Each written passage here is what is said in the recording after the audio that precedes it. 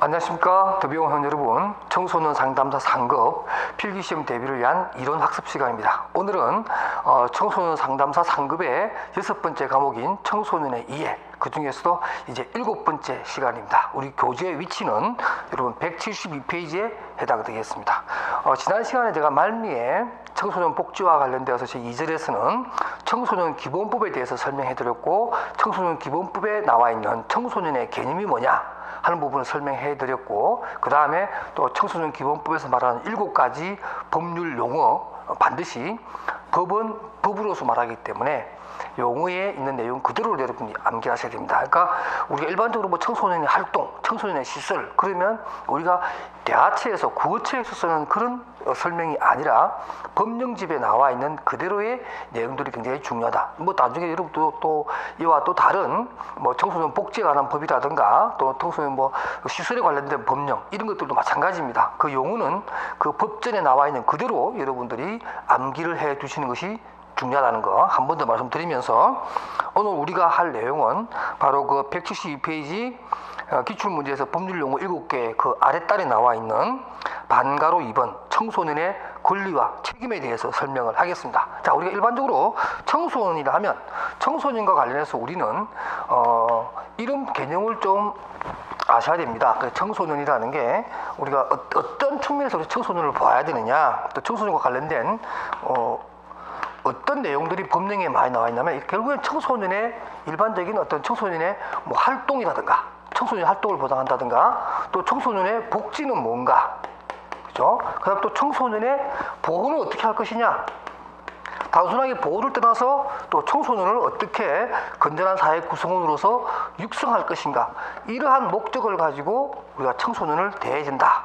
이런 측면에서 이런 과정에서 청소년의 권리라든가 또 청소년에 대한 뭐 육성에 관련된 뭐 책임이라든가 이런 것들이 어떤 기성세대가 안아야 되는 그러한 사회적 책임이다, 이렇게 얘기할 수 있겠고요.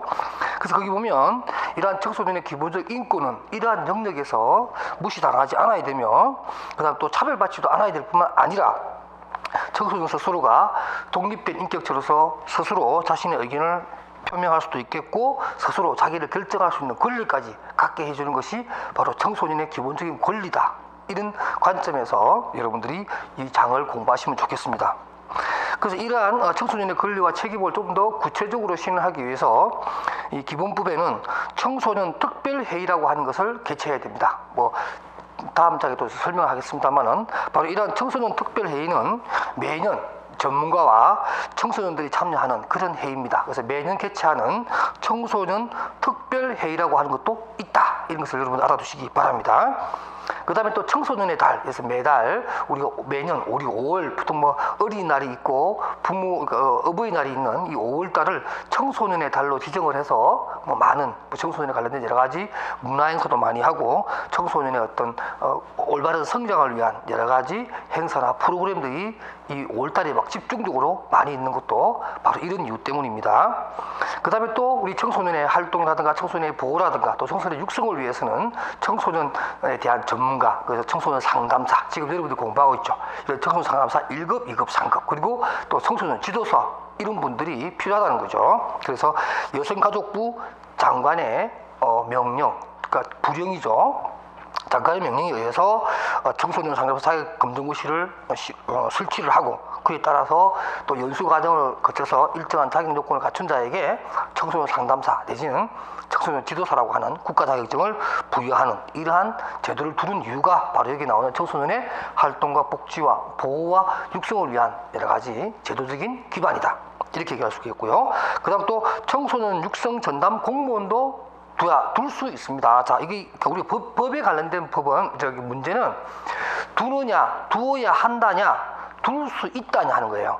하여야 한다와 할 수 있다, 이거 굉장히 다르죠. 그래서 이 청소년 육성 전담 공무원은 거기 보면 특별시라든가 우리 일반적으로 광역시겠죠. 그 다음에 또 시, 군구, 읍면 또는 제26조 규정에 의한 청소년 육성 전담 기구에 청소년 육성 전담 공무원을 둘 수 있답니다. 둔다가 아니에요. 둘 수 있다, 이렇게 해놨습니다. 그러니까 일단 이것을 임의 기준으로 해놔놓고, 만약에 둔다면은 두게 됐다면은 두 번째 항에 보면 청소년 육성 전담 공무원은 청소년 지도사 또는 청소년 상담사의 자격을 가진 자로 한다. 이건 가진 자로 할 수 있다가 아니고 가진 자로 한다. 이렇게 돼 있으니까 청소년 육성 전담 공무원이 만약에 둔다고 했을 때는 당연히 자격증이 있는 사람으로 해야 된다라고 하는 강행 규정을 두었고요. 또 그 밑에 보게 되면 이러한 또 청소년 육성 전담 공무원은 이제 역할에 대해서 설명해 놓은 겁니다. 그 관할 구역 안에 청소년 및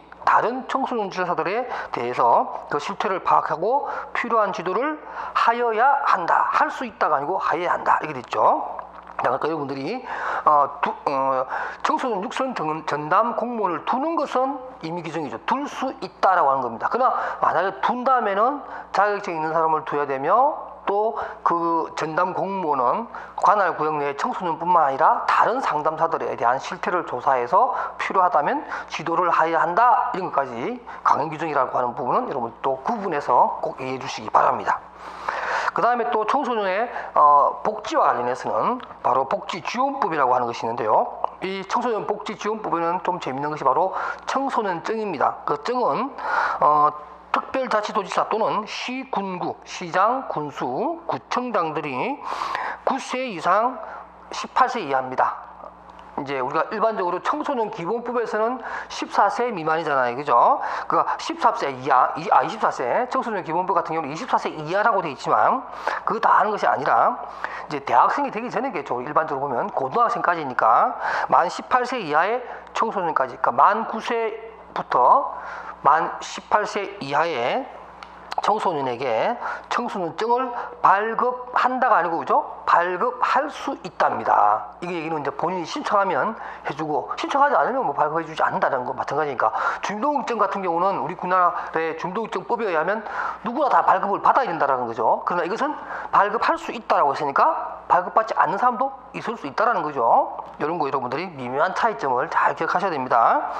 그 다음에 이제 발급했다면 이러한 청소년증은 다른 사람에게 양도하거나 빌려줘서는 안 된다.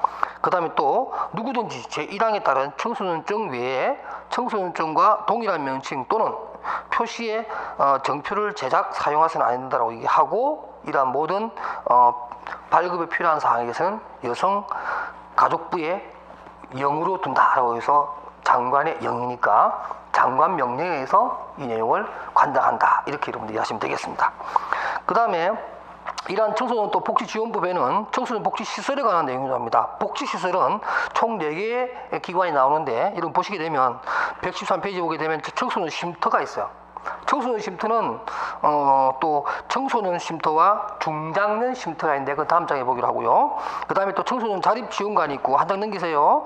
그 다음에 청소년 치료재활센터가 있고 또 하나가 어디 있냐면 여러분 바로 그 밑에 보면 그 114페이지 약간 검은 음료로 되어 있는 박스 있죠. 참고자료. 거기에 두 번째에 보면 좀 까맣게 되는 것이 국립중앙청소년 디딤센터.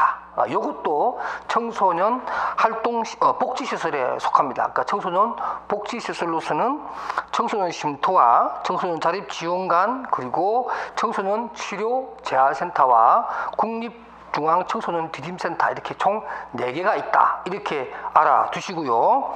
그 다음에 그 174페이지로 갈게요. 114페이지 참고에 조금 전에 보았던 거기 보면 청소년 쉼터에 관한 내용으로 좀 더 자세하게 설명되어 있는데 거기 보면은 9세부터 24세 사이에 가출 청소년을 대상으로 하는 주거, 학업 그리고 자립 등의 지원을 하기 위한 쉼터입니다. 그래서 이 쉼터는 그 방가로 3번에 나와 있는 것처럼 청소년 쉼터가 있고요. 그 다음에 방가로 4에 나오는 중장기 쉼터가 있다. 이렇게 해서 특히 중장년 쉼터에 대해서는 여러분들이 좀 더 많이 알아둘 필요가 있습니다. 예를 들면 그 중장기 쉼터에는 둘 다 청소년 쉼터나 중장기 쉼터는 둘 다 가출 청소년을 대상으로 합니다만은 이러한 중장기 쉼터는 가출 청소년을 사회의 유한 환경으로부터 보호하고 쉬게 해주면서 숙식을 제공하고 의료 지원은 물론 각종 상담 및 교육 쭉 나옵니다. 그러면서 자립을 할 수 있는 기반을 조성해주고 나오는데 뭐라고 되는 제일 마지막에 2년간 보호하고 1년 연장이 가능하다. 요까지도 여러분들 꼭 알아두셨으면 좋겠고요. 이러한 그 청소년 쉼터라고 하는 것은 국가나 지자체가 직영할 수도 있지만 관련 전문 민간 단체에 위탁 운영하기도 한다라는 점도 여러분들이 같이 알아주셨으면 좋겠습니다. 그 다음에 국립중앙청소년 디딤센터는 청소년 복지지원법상 학습이라든가 정서, 행동상의 장애를 가진 청소년을 지원하기 위해 설치한 거주형 청소년 치료재활센터라고 해서 우리가 앞에서 언급했던 청소년 치료재활센터와 또 다른 의미의 중앙 차원에서의 국가가 설립을 한 그런 시설이다. 이렇게 여러분들이 알아두시고 제목을 청소년 디딤센터라고 한다. 여기까지 여러분들 알아두시면 좋겠습니다.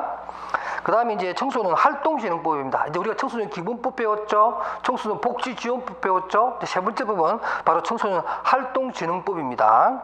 청소년 활동진흥법은 또 역시 마찬가지로 여러 가지 이제 법률 용어가 나오는데 특히 뭐 청소년 활동이나 활동시설은 여러분들 읽어보시면 되는데 거기 보면 활동 세 가지가 나옵니다.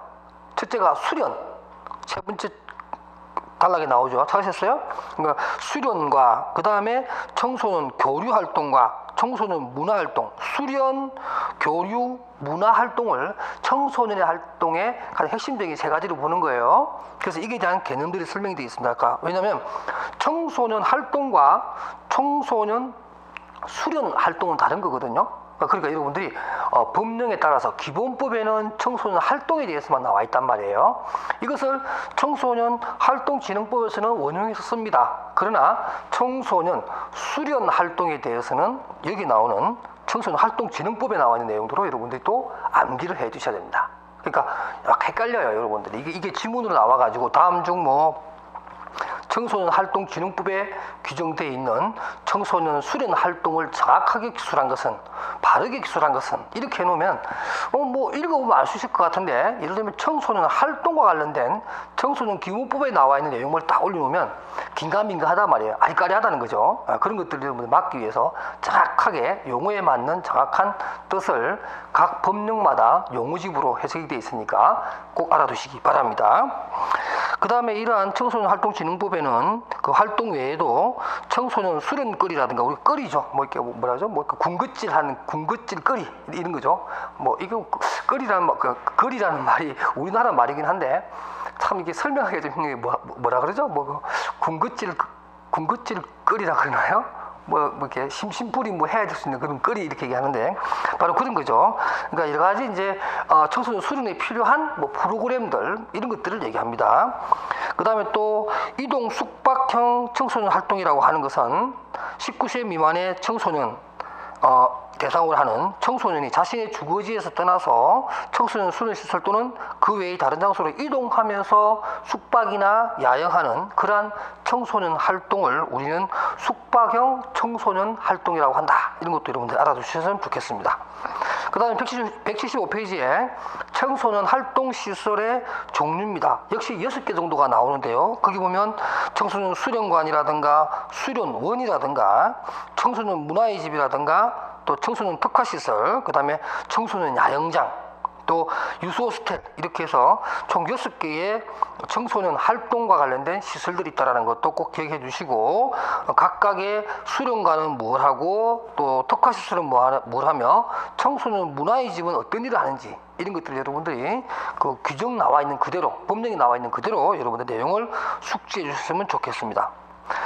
자, 좀 정리를 하면 우리가 지금 조금 전에 배웠던 법은 한 3개 정도 법을 배우는데요. 우리가 배웠던 뭐 기본법이라든가 또 활동진흥법이라든가 또 청소년 복지지원법 이것이 가장 중요하지만 청소년과 관련된 법령은 한 6개, 7개 정도가 있는데 이 법령들의 제정 순서도 시험에 잘 나오니까 한번 보도록 합시다. 참고해 보면 청소년 관련된 법의 제정 순서를 보게 되면 1917년도에 산업체 근로 청소년의 교육을 위한 특별학급 등의 설치 기준령이라고 해서 과거에 우리가 이제 대학 진학률이 높지 못하고 또 집안이 어렵고 가난해서 대학을 또는 상급학교에 진학하지 못한 아이들이 이제 산업 현장에 들어가서 근로자로서 일을 하게 되죠. 뭐 16세, 17세 때 일을 하게 됩니다. 그러니까 이런 경우에 이 친구들이 가정 형편 때문에 학습을 할 수 있는 어떤 그런 기회를 놓친 거죠. 그러니까 이런 경우에 일하면서 산업체 전형으로 다시 학교에서 배움의 길을 열 수 있도록 하는 이런 법령들이 만들어졌고요. 그래서 어떤 뭐 약간 시립계 고등학교, 과거의 시립계 고등학교라고 그러죠. 그 학교에 보면 이제 뭐 특별학급이라 그래가지고 산업체 특별학급이라 그래서 따로 모여서 저녁에 공부하는 야학과 같은 뭐 그런 분위기의 학급도 설치됐던 거, 뭐 저도 어릴 때 기억이 좀 나네요.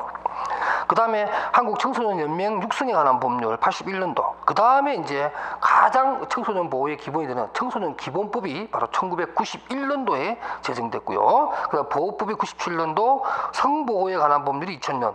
그 다음에 활동진흥법이 2004년도. 그 다음에 복지지원이 2004년도, 거의 뭐 활동진흥법과 거의 비슷한 시기에 제정이 됐고요.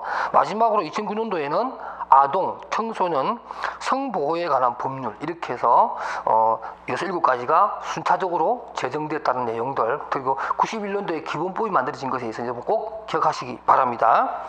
그 다음 우리가 앞에서 배웠던 청소년 쉼터, 뭐 중장기 쉼터가 있고 청소년 쉼터가 있는데, 이러한 청소년 쉼터에 좀 더 우리가 세부적으로 내용을 보면 일시적으로 보호활동을 한다든가 상담 프로그램을 운영한다든가 이런 것들이 있고요.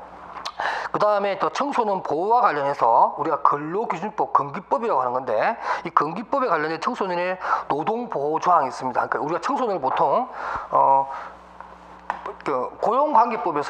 고용관계법에서는 이 청소년을 보통 우리가 뭐 연소자라고 합니다. 연소자. 그래서 연령이 적은 자 이렇게 되겠죠. 뭐 연소자라든가 보통 우리 여성의 경우에는 노동 현장에서 특별히 좀 보호를 받고 있고요. 우리는 헌법에도 나와 있습니다. 헌법에도 연소자는 또 여성은 근로에 있어서 일정한 보호를 받게 되어 있고, 그것을 헌법에도 규정을 했거든요. 그래서 그 단행법인 고용관계법에서 특히 이제 근로기준법이라든가 이런 부분에 대해서 연소자에 대한 보호 규정을 두고 있는데, 바로 그 내용을 한 번 더 살펴보면, 일단 18세 미만자는 연소자로서 노동보호 대상이 되고, 그 다음에 도덕상, 보건상 위험한 사업장에 사용하지 못합니다. 뭐 예를 들면 어떤 게 있을까요? 뭐 이렇게 탄광에 들어간다든가, 갱이라고 해서 그 굴속에 들어가서 일한다든가, 아니면 유해업소, 항락업소에서 일을 못하게 한다든가, 뭐 이런 도덕적인 문제가 생길 수 있잖아요, 그죠? 뭐 이런 것들이 있겠고요.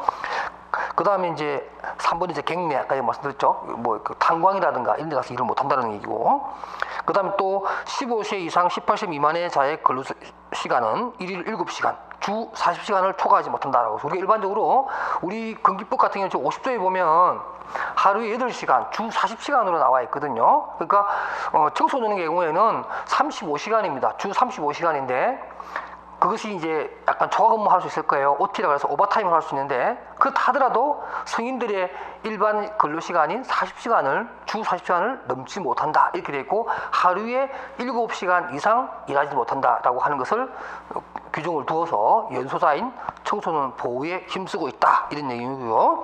그 다음에 또 보면 사용자와 협의를 하더라도 1일에 1시간, 주 6시간 한도로 연장할 수 있다. 이 얘기는 뭐냐면 7시간밖에 못하지만 사용자와 합의를 해서, 합의입니다. 이게 보면은 협의예요. 협의를 해서 1시간 더 할 수 있다. 하루에 1시간. 그러니까 8시간까지는 할 수 있다. 이렇게 여러분들이 알아두시면 좋겠습니다. 그 다음에 또 6번에 보면 본인의 동의와 고용노동부 장관의 인가를 받을 경우에는 야간 근로, 우리 일반적으로 밤 10시부터 그 다음날 새벽 6시까지를 보통 우리가 뭐라 그러죠? 이거 야간 근로를 뭐라 그래요? 보통 야간 근로를 하지 않고 뭐라 그러는가요? 보통 철야죠, 철야. 야, 나 밤중에 철야 작업했어. 얘기는 날밤을 샜다 그런 얘기죠, 그죠? 이게 보통 그 전날에 오후 10시부터 그 다음날 오전 6시까지 밤을 꼬박 새는 거예요. 이거 우리가 철야 내지는 야간 근로를 하는데, 이 야간 근로를 시킬 수 못한다. 이렇게 여러분들이 알아주시면 좋겠습니다. 그 다음에 이제 청소년 특별회의입니다. 제가 조금 전에 특별회의 1년에 한 번씩 해야 되고 전문가와 청소년이 참가하는 그러한 회의다 이렇게 설명해 드렸는데, 그 내용에 보게 되면 청소년 기본법 제12조에 나와 있고요. 청소년 대표와 또 청소년 문제 전문가들이 모여서 토론과 활동을 통해서 청소년의 시각에서 청소년이 바라는 정책 과제를 발굴해서 정부에 건의하기도 하고, 또 정책화하는 청소년 참여 기구라고 볼 수가 있습니다. 이런 내용 설명되어 있는데요. 거기 보면은 매년 2월 내지는 4월경에 개최를 한다 이런 얘기가 나오고, 일반적으로 청소년을 좀 더 건강하고 그야말로 성장시키는 그러한 정책 과제를 발굴해내는 그러한 기구다 이렇게 여러분들 알아주시면 좋겠습니다. 그 다음 챕터 4로 가서 청소년과 환경에 대해서 설명을 하겠습니다. 자, 청소년을 둘러싸고 있는 환경은 참 많죠. 가장 가까운 환경은 가족이고요. 그 다음 이제 지역사회가 됐겠고, 그 다음 이제 학교, 또 이런 이제 또래 문화, 이런 것들이 다 청소년을 둘러싸고 있는 하나의 환경이 되겠는데요. 청소년에 있어서 가족이란 것이 무엇이냐? 일반적으로 여기도 나오지만 육성이라고 하는 것이 나오는데, 청소년에 있어서 가장 중요한 것은 육성과 보호인데, 이러한 육성의 가장 최첨병, 제일 먼저 시작하는 것이 바로 가족입니다. 그러니까 이 가족에 대한 얘기를 좀 하려고 합니다.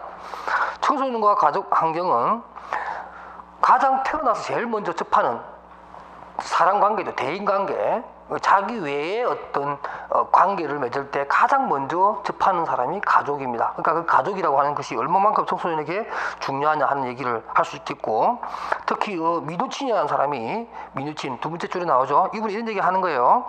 가족 구성원들이 선택한 관계 형성 방식에서 강화되는 부분이 가족 구성원 간의 행동 패턴을 결정하게 된다.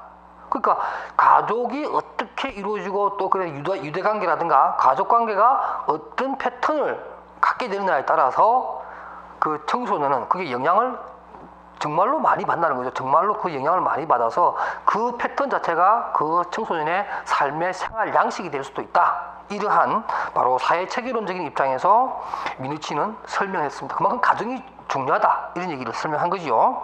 그래서 이러한 청소년기의 가정 환경의 변화는 바로 청소년에게도 아주 큰 영향을 미치게 되고, 청소년에 영향을 미치는 가족이라고 하는 있는 환경은 생물학적, 인지적, 정서적 변화를 기인하고, 또 재밌는 것은 또 이 가족에 의해서 영향을 받는 청소년의 어떤 변화라고 하는 것은 그 부모에게도 또 영향을 준다는 거죠. 청소년이 가족으로부터 받아서 어떤 영향을 받아서 변화를 했을 때 그 변화되는 내용이 부모에게도 영향을 미치죠. 중년에 있는 부모, 우리 보통 뭐 40대 초반 중반 되면 청소년을 두게 되는 부모가 되잖아요. 그러니까 부모님의 삶의 패턴이나, 그죠? 부모님의 가정에 있어서 역할도 청소년이 어떻게 하냐에 따라서, 청소년의 행동이라든가 청소년이 매일매일 거둬들이는 결과물에 따라서 중장년층에 들어가 있는 부모들의 행동도, 또 가족 내의 역할도 달라진다는 거죠. 자녀가 나름대로 어떤 그 규준 내에 다 아이들하고 비슷하게 잘 자라주면 특별하게 변하지 않고 그대로 해왔던 대로 부모 역할을 할 텐데,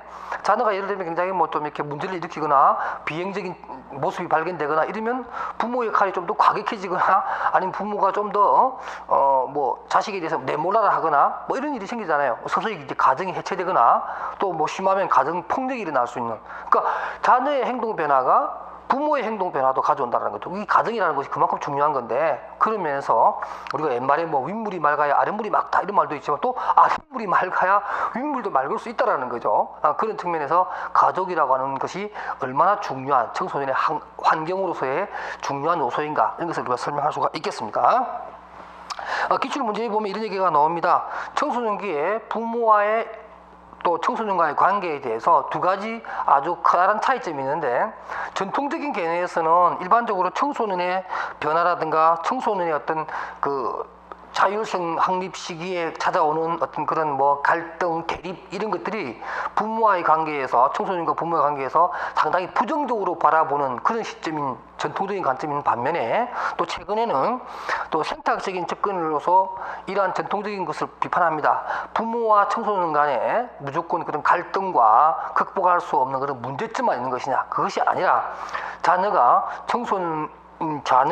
부모와의 어떤 갈등 속에서 어떤 건전한 변화도 생각할 수 있다는 거죠. 부모와의 관계에서 어떤 갈등이 일어나게 되면 이 갈등으로 인해서 오히려 긍정적으로 이런 자녀의 어떤 독립심이라든가, 그죠? 그다음 또 어떤 게 있을까요? 뭐 자기 결정성이 커진다든가, 이런 얼마든지 좋은 내용의 변화도 있을 수 있다라는 거죠. 그런 측면에서 뭐 이런 그 청소년 시기에 가족 내의 청소년과 부모와의 관계가 지나치게 이렇게 갈등적인 요소로 설명할 필요는 없겠다, 이런 설명을 합니다.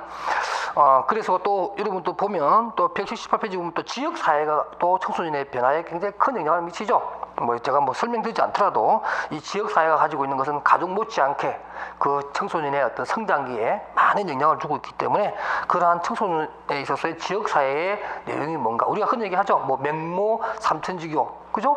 아이를 뭐 시장통에 했더니 물건 파는 걸 막 이렇게 흉내내고 이래서 명모가 어머니가 놀래가지고 학교 서당 옆으로 이사를 갔다는 그런 얘기가 있는데 바로 그건 지역사회죠.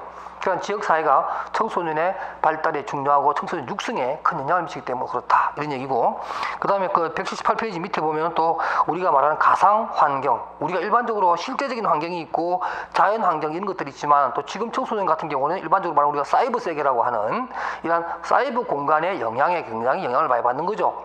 우리가 일반적으로 사람관계라는 것은 면대면 페이스 투 페이스라고 해서 사람과 이렇게 부대끼면서 스킨십을 하면서 대인관계가 늘어나는 것인데 이 육성을 섞으면서 해야 되는데, 우리가 알다시피 일반적으로 이런 그 사이버 공간은 그야말로 시공간을 초월하죠. 유비쿼터스, 언제 어디서나 시간에 구애받지 않고 장소에 구애받지 않으면서 간접적인 의사소통을 합니다. 물론 편리성도 있지만 또 비인간적인 문제, 또 소외감의 문제, 이런 것들이 청소년의, 여기에 나오는 청소년의 활동과 복지와 보호와 육성에서 건전한 부분도 있지만 또 효율적인 부분도 있지만, 또는 사이버 세계에 너무 아이들이 몰입을 하게 되나, 청소년들이 너무 몰입을 하게 되면 이런 부정적인 내용도 많이 생길 수 있다. 그러니까 우리가 예전에 예상치도 못했던 이러한 가상 환경 내지는 사이버 세계도 청소년의 어떤 발달 과정에서 중요한 영향을 미치는 환경이다, 이렇게 얘기할 수가 있겠습니다. 이 시간 준비한 내용 여기까지를 하고요. 우리 다음 시간 179페이지 제2절 청소년과 또래 집단에 관한 얘기를 좀 더 하려고 합니다. 여러분 오늘 수고하셨고요. 다음 시간에 뵙도록 하겠습니다. 안녕히 계십시오.